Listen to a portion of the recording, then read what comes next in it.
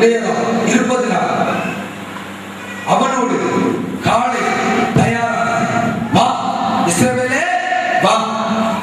இரண்டு பேரும் என்ன செய்வோம்?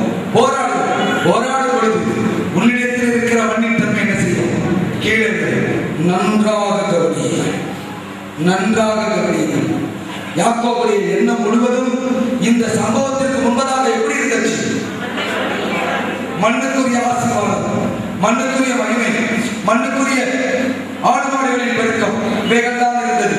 ஆனால் இந்த போராட்டம் மண்ணை அவருடைய உடலிலிருந்து எடுத்தபடியால் அன்பிலிருந்து மண்ணுக்குரிய ஆசீர்வாதத்தை கேட்பதை நிறுத்தினதாக வேதம் தெளிவாக சொல்கிறது. எடுத்து படித்துக் கொள்ளுங்கள். ஆமென், ஆமென். ஒரு யாக்கோபு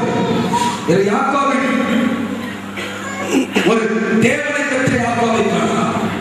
அதுவே உண்மையான ஆசை. அதிலிருந்து பாருங்கள், மண்ணின் நன்மைகளை அந்த மனிதன் மகிமையாக அனுபவிக்கவில்லை.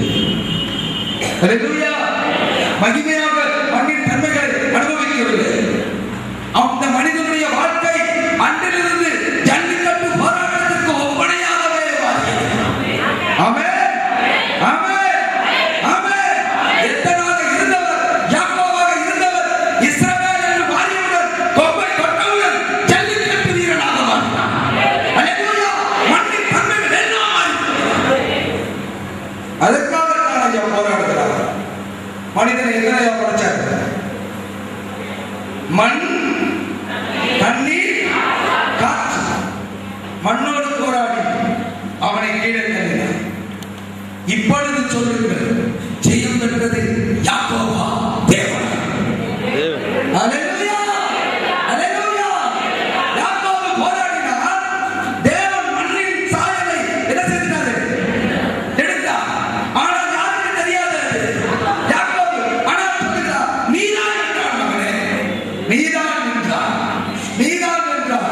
மனுஷனோடு தேவனோடு போராடி, மனுஷன் என்ற வார்த்தை மண்ணை குறிக்கிற வார்த்தை. நீ என்னோடு போராடும் பொழுது மண்ணை மேற்கொண்டாயா? அல்லேலூயா. பாத்தீங்களா?